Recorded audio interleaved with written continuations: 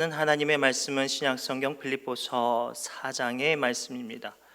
신약성경 빌립보서 4장 6절의 말씀을 우리 한 절씩 우리 한 목소리로 천천히 합독합니다.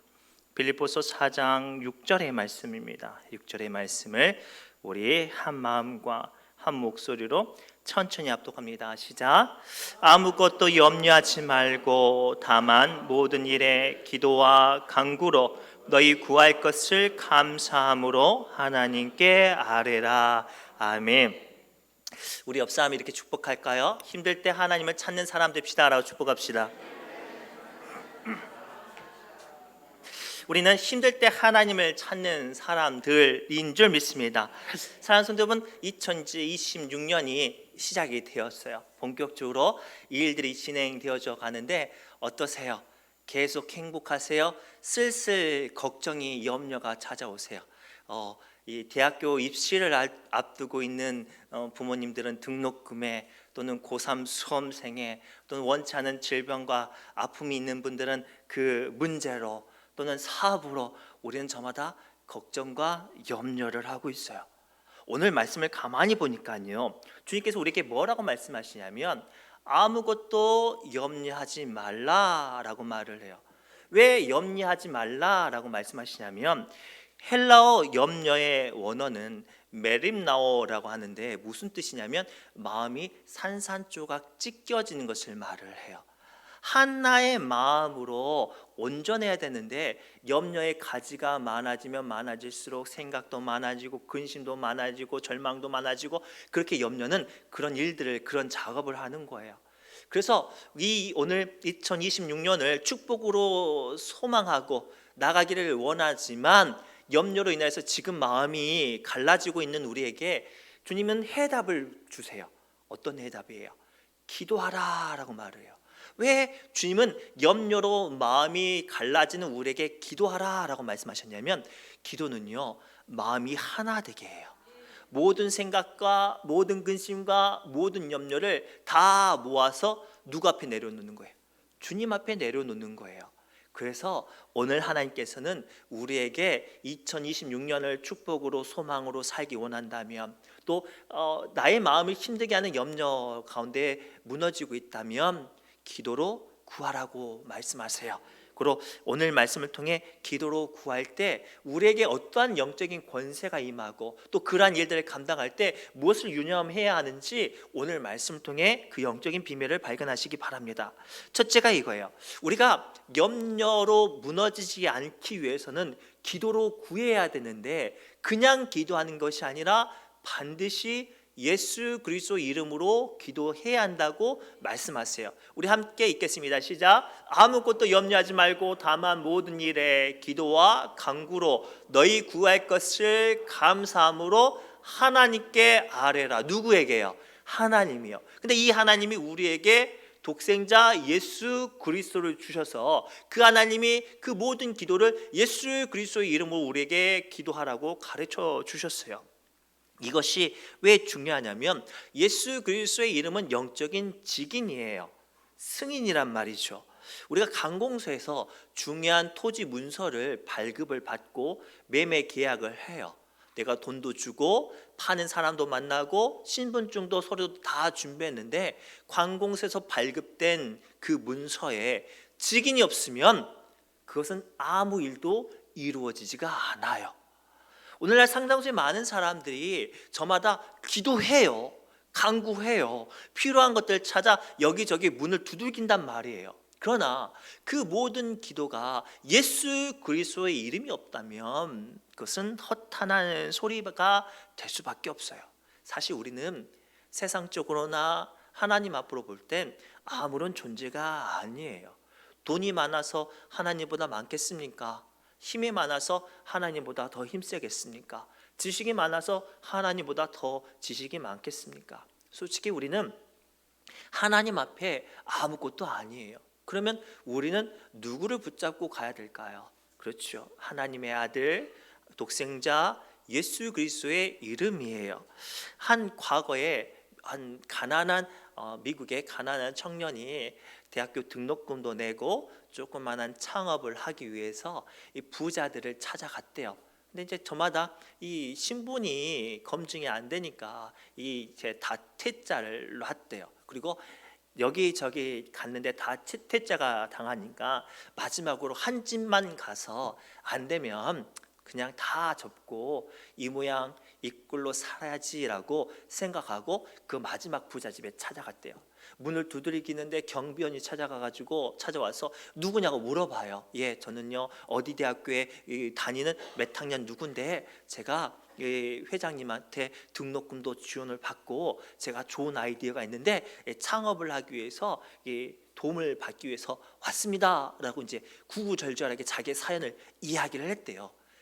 그런데 이 경비원들이 눈 하나 깜짝하지 않고 그냥 내쫓아버렸대요. 발로 뻥 차가지고 커다란 그 부잣집 대문에 던져버렸대요.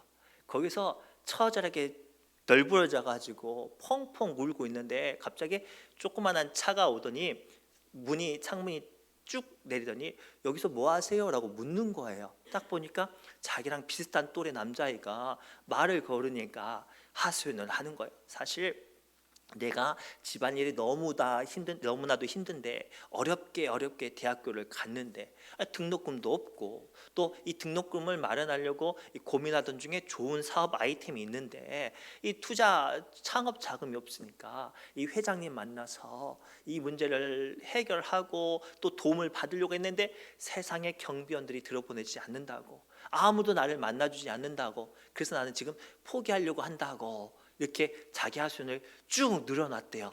그랬더니 그러냐고, 당신 아이디어가 참 좋다고, 그 마음이 참 귀하다고, 자 일어나시고 제 손을 잡고 갑시다 하고 가는 거예요.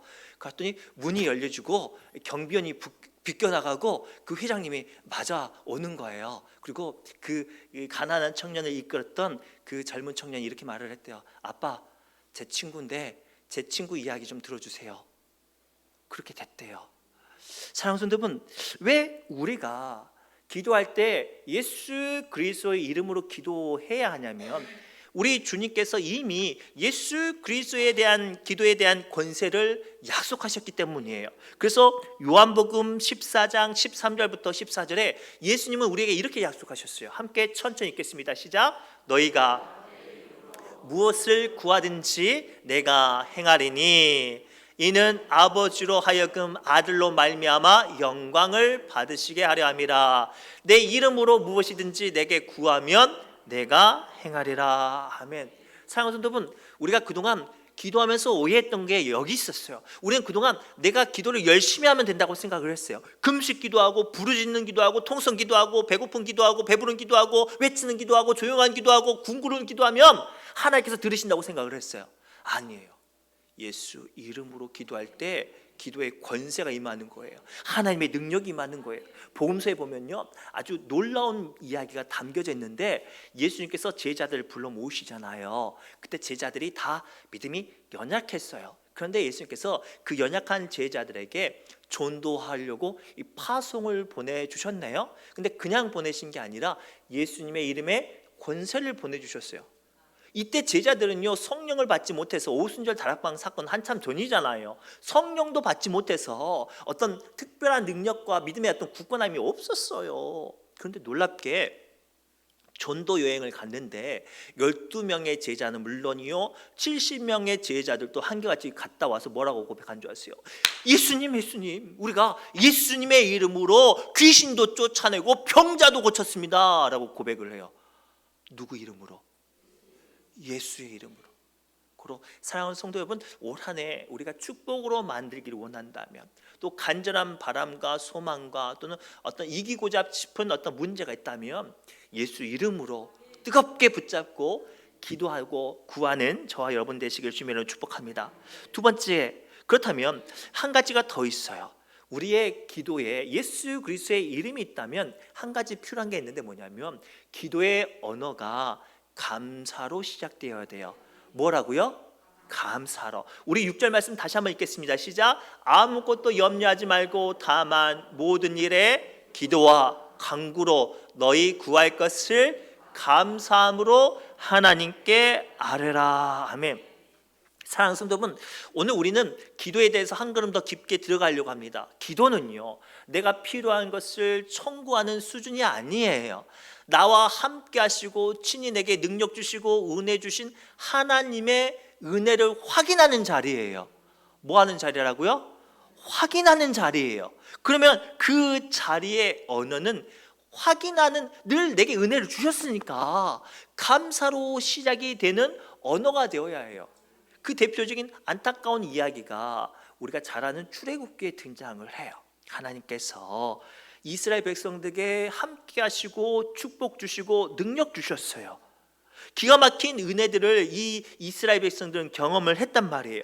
애굽의 10가지 재앙 중에 보호하시는 하나님을 경험했습니다. 홍해 바다가 갈라지고 광야에서 샘물이 터져나오고 낮에는 구름 기둥으로 밤에는 불 기둥으로 자신들을 지키시고 안위하시고 추우면 따뜻하게 더우면 시원하게 만드시는 하나님과 함께 했단 말이에요. 그런데 너무나도 안타까운 건 이스라엘 백성들은 어려운 문제만 만나면 어떻게 했나요? 물이 없어요. 고기가 없어요. 애굽으로 돌아가고 싶어요. 쉬고 싶어요. 라고 말을 했어요. 너무나도 안타까운 건 그런 아우성을 이스라엘 백성들은 마치 하나님을 향한 기도라고 생각을 했는지도 몰라요. 그러나 중요한 건 하나님께서는 그 이스라엘 백성들의 아우성을 듣고 뭐라고 받아들이셨는지 아세요? 그것은 기도가 아니라 원망과 불평이라고 말씀하셨어요. 그래서 이스라엘 백성들은 가나안 땅이라는 축복을, 은혜를 눈앞에 두고 못 들어가서 다 광야에서 넘어졌어요. 사랑하는 성도분, 어쩌면 우리가 2026년을 축복으로 지금 걸어나가고 있어요. 그러나 진짜 하나님이 주신 축복을 얻지 못하고 누리지 못하고 들어가지 못하는 이유는 우리는 주님과 함께하고 있음에도 불구하고 나도 모르게 내 언어가 기도의 언어가 아니라 사람의 말을 하고 있는 거예요. 세상의 말을 하고 있는 거예요. 하나님의 사람으로서 하나님의 언어가 되어지는 게 아니라 자꾸만 세상과 사탄과 귀신의 이야기를 해요. 세상과 사탄과 귀신이 어떤 말을 해요? 뱀이 하와를 꼬실 때 뭐 해요? 원망하게 하죠. 의심하게 하죠. 불평하게 해요. 이게 귀신의 말이에요. 사탄의 말이에요. 믿음 없는 사람들의 말이에요. 그러면 우리가 축복의 사람이 되고자 한다면 우리의 언어가 감사의 언어로, 축복의 언어로, 기도의 언어로 바뀌어져요. 그래야 주님의 놀라운 권세가 우리에게 임하는 줄 믿습니다. 실제로요, 예수님께서도요, 그 능력의 주님이신 예수님께서도, 하나님의 아들이신 예수님께서도요, 기도를 시작하실 때 뭐부터 시작하신 줄 아세요? 감사부터 시작했어요. 그 대표적인 이야기가 요한복음 11장 이야기인데, 요한복음 11장이에요. 예수님께서 자기의 친구 나사로를 살리러 가셨어요. 하지만 안타까운 건 이미 나사로가 죽었어요. 그래서 사람들이 죽은 지 나흘이나 돼서 시체 썩는 냄새가 납니다 라고 말하면서 뭐 해요? 끝났다고 말을 해요. 심지어요, 믿음의 사람이었던 마르다와 마리아가 예수님 발밑에 엎드려서 뭐라고 말을 해요? 예수님 계셨으면 우리 오빠 안 죽었을 텐데 라면서 하소연만 한단 말이에요. 그거 기도 아니에요. 예수님 발 붙잡고 울면서 예수님 계셨으면 우리 오빠 안 죽었을 텐데, 이게 기도예요? 아니에요. 오늘 우리가 그러고 있단 말이에요. 그때 예수님께서 그 기도가 아닌 언어들을 다 잠잠케 하시고 물리치시고 무덤 문을 여시고 나서 어떻게 하신 줄 아세요? 기도하세요. 그 기도가 요한복음 11장 41절부터 44절까지 예수님의 기도의 언어가 있는데, 예수님께서 어떻게 기도하셨는지 함께 보겠습니다. 시작.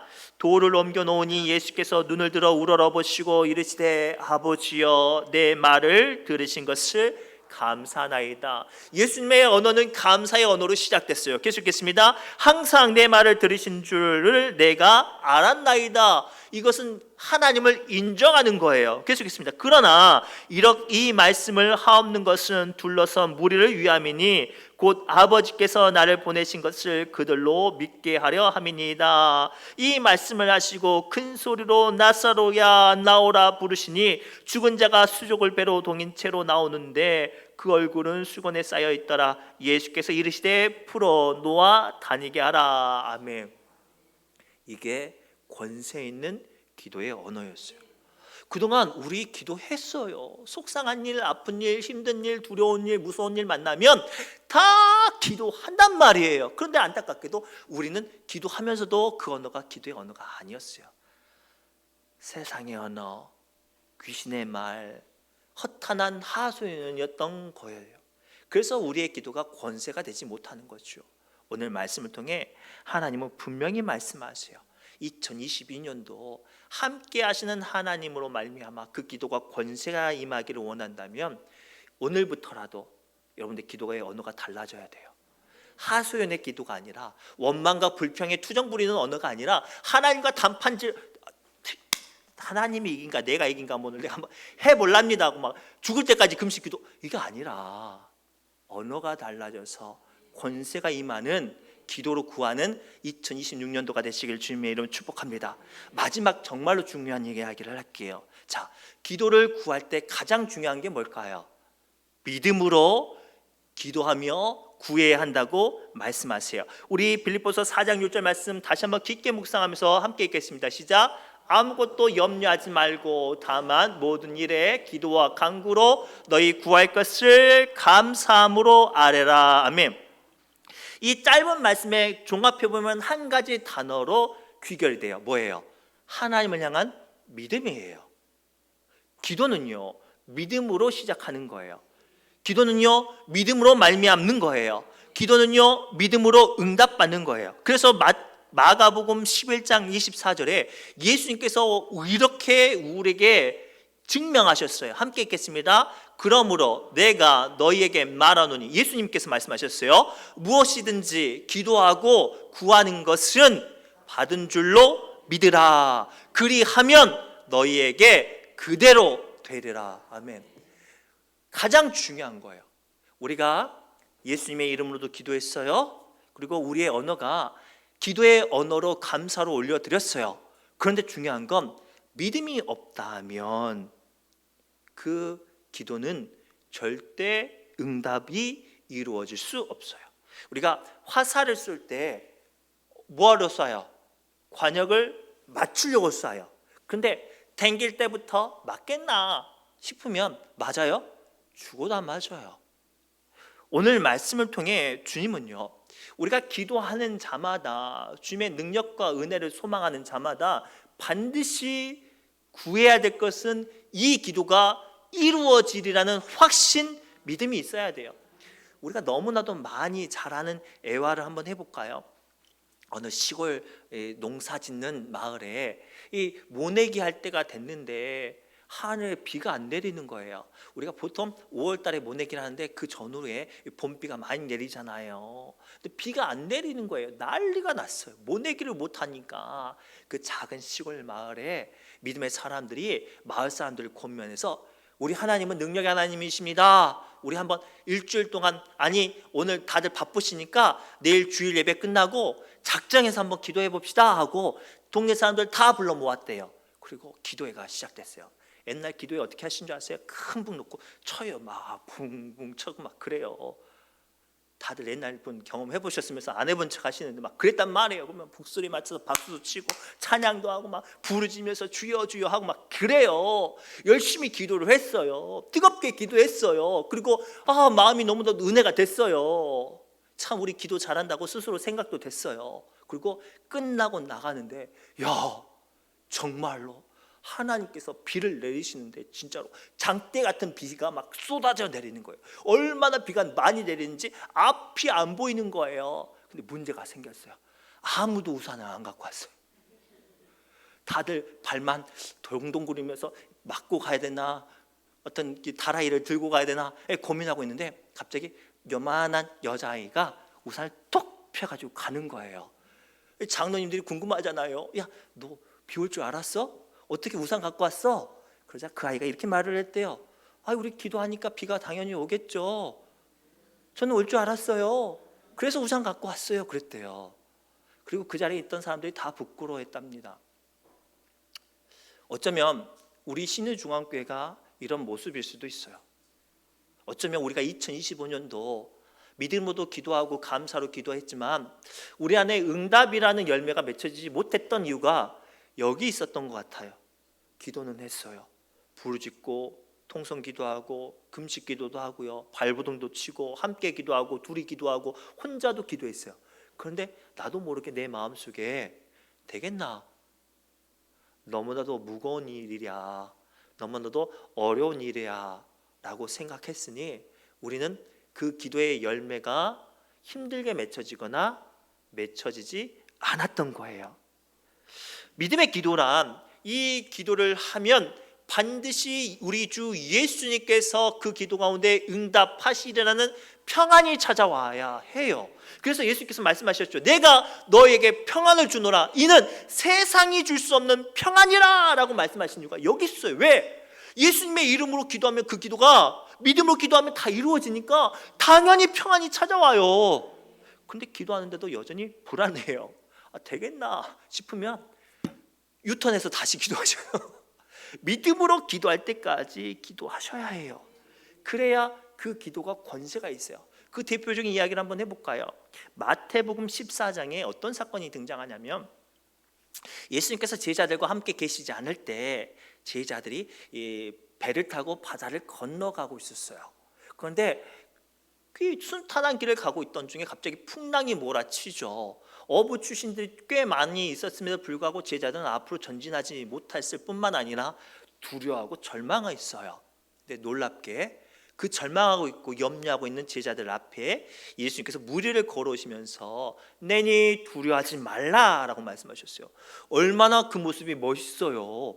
세상에 무리를, 파도를 치는 무리를 막 걸어오시는 거예요. 사람들은 끼케야 서핑 타도 막 비틀비틀 타는데 예수님은 막 담담하게 걸어오시니까 베드로가 뾰로롱 너무나도 멋있어 보여서 베드로가 예수님께 소리쳤대요. 예수님 저도요 예수님처럼 무리를 걷고 싶어요. 세상에 얼마나 속이 없어요. 파도가 여전히 치고 있는데 다른 제자들은 난간 붙잡고 막 다리만 벌벌벌 떨고 있는데 이 베드로는 지금 예수님만 밖에 안 보이는 거예요. 그래서 예수님께서 말씀하시죠. 그래 걸어오라 라고 말을 해요. 그랬더니 베드로가 신나서 배 딱 뛰어내렸는데 세상에 바다 위를 떠 있는 거예요. 얼마나 신나요. 담대하게 한 걸음, 두 걸음, 세 걸음, 네 걸음부터 딴 데가 보이는 거예요. 파도도 보이고 바람도 보이고 예수님은 안 보이고 아이고, 그래서 베드로가 어떻게 됐게요? 바다에 퐁당 빠져버렸대요. 그래서 허우적거리면서 이 속옷 놓는 것이 예수님 살려주세요 그랬대요. 그래서 예수님께서 건져주시면서 뭐라고 말씀하셨어요? 야, 바다는 그렇게 걷는 거 아니야. 안 그러셨어요. 야, 걸을 때 스텝이 틀렸어 라고 안 그러셨어요. 뭐라고 말씀하시죠? 우리 마태복음 14장 28절부터 31절 말씀 통해 이 장면을 상상하며 내게 주시는 말씀처럼 한번 읽어볼게요. 시작.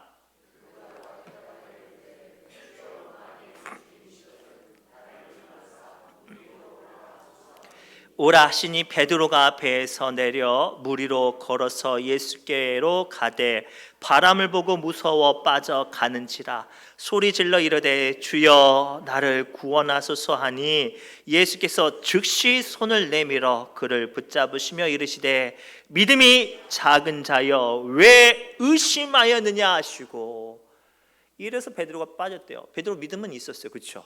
그러나 그 믿음이 어떤 믿음이에요? 의심하는 믿음이었어요.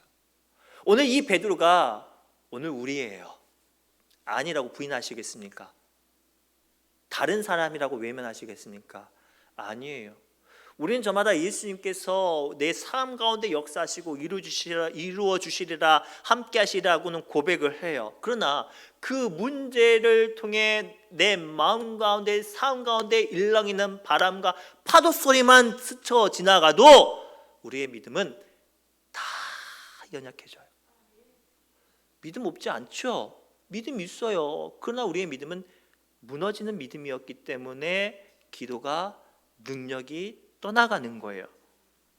히브리서 11장 6절 말씀을 통해 성경은 분명히 하나님께 기도하며 나아가는 자들에게 필요한 것을 다음과 같이 말씀하세요. 함께 읽겠습니다. 믿음이 없이는 하나님을 기쁘시게 하지 못하나니 하나님께 나아가는 자는 반드시 그가 계신 것과 또한 그가 자기를 찾는 자들에게 상 주시는 이심을 믿어야 할지니라. 아멘.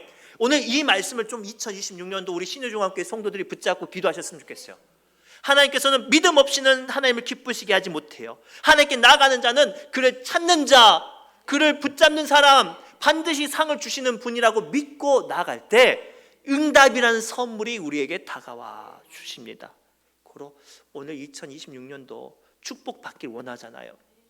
힘들고 어려웠던 문제들 해결되길 원하시잖아요. 두렵고 나의 마음을 무너지게 하는 어떤 육체적인 약함과 질병에서 해방되기 원하시잖아요. 기도하세요.